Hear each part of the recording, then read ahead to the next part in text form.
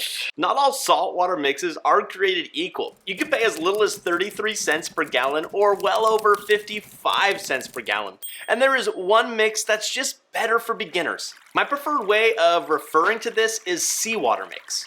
To me, when I say salt or saltwater mix, it could be any type of salt, like table salt, kosher salt, or even Epsom salt. Whereas a seawater mix contains a lot more. Ocean water is a mixture of 96.5% water with 2.5% different kinds of salt and 1% major, minor, and trace elements. A dry synthetic seawater mix seeks to emulate the chemical composition of the ocean, albeit with a few tweaks that some reefers will prefer. So if you were to fill your saltwater aquarium with a mixture of table salt and water, you would be missing out on all of those major, minor, and trace elements that are especially important for coral health and growth. We sell over 10 different seawater mixes here at BRS, and let me get the obvious out of the way first.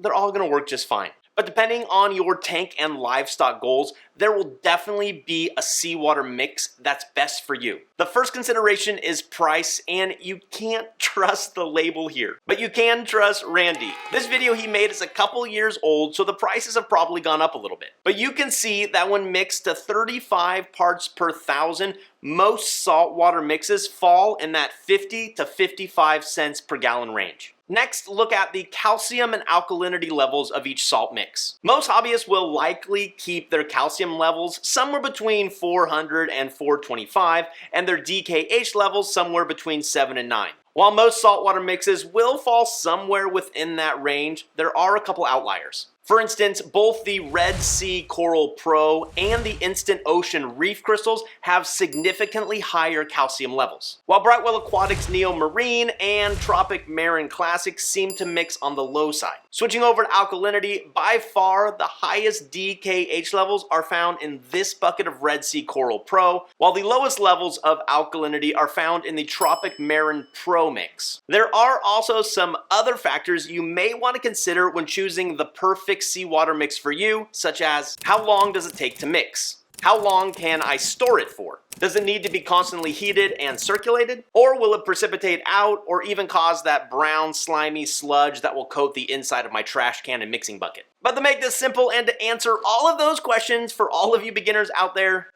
just don't worry about the answers. Just follow our seawater mixing procedure later in this video and we'll be able to mitigate all those issues. That's all well and good, Matthew, but you didn't actually give us any help in how to select the right seawater mix for us, and you're completely right, but that's what this chapter's for. First up, we have the most budget-friendly option available, and there's one clear winner here: Instant Ocean Standard, the purple bucket. According to Randy's testing, it mixes to 425 parts per million calcium and 10 DKH. Our third winner is for those of you who just want the seawater mix with the highest calcium and highest alkalinity out there. At first glance, Instant Ocean Reef Crystals seems to be the obvious answer because the calcium levels are above 500 while the DKH is above 10. But if a crazy high DKH is more important to you, then you're going to want to go with Red Sea Coral Pro. With a slightly more modest but still elevated calcium at 450 parts per million,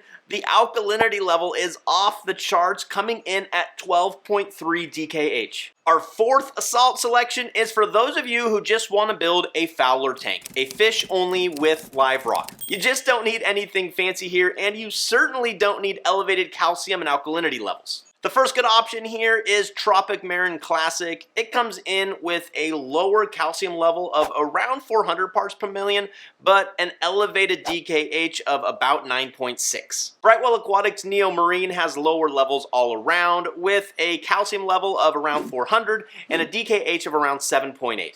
Our fifth category for salt is the best salt for stony corals. If you keep up with your weekly water changes, you may be able to get away without having to dose calcium and alkalinity.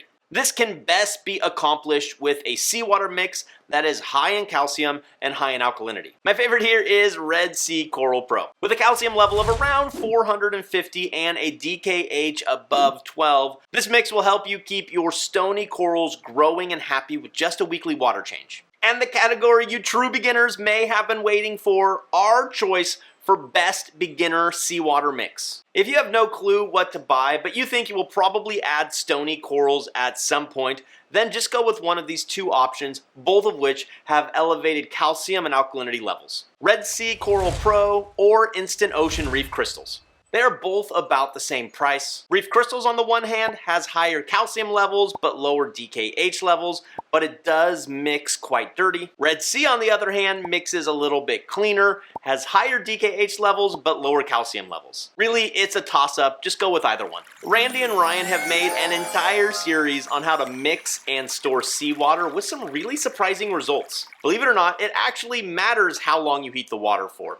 It matters how long you stir it for. And it matters whether or not you follow the directions on the seawater mix. But lucky for all of us, there is one overall best way. Step 1, read the instructions on the saltwater mix. Step number 2, start with room temperature RODI water, somewhere around 68 degrees Fahrenheit or 20 degrees Celsius. Step number 3, plug in a small utility pump such as the NUA MP1200 to circulate the water. Step number 4, slowly add in your seawater mix until your desired salinity is reached. For us, that's usually 35 parts per thousand or a specific gravity of 1.025. Step number 5, plug in a heater and set it to 78 degrees. Step number 6, allow your freshly made seawater to mix for at least 48 hours before using for best results. After 48 hours of mixing, you can store your freshly made seawater for several weeks, either with heat and circulation or without it. Just make sure you have a lid on it to avoid evaporation. But for the most consistent long-term storage results, use the heater and utility pump all the time and mix at least 48 hours prior to use. If you need saltwater mix faster than 48 hours, then try to let it mix for at least 24 hours. But obviously, if there is an emergency situation, you can just mix your seawater and use it right away.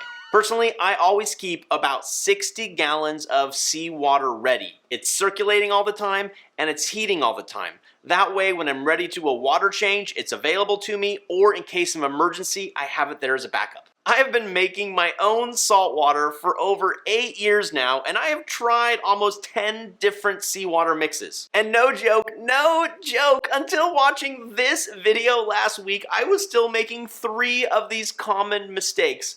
Don't be like me. Just watch the video here. And as always, thanks for watching. Happy reefing. Be well. We'll see you next time.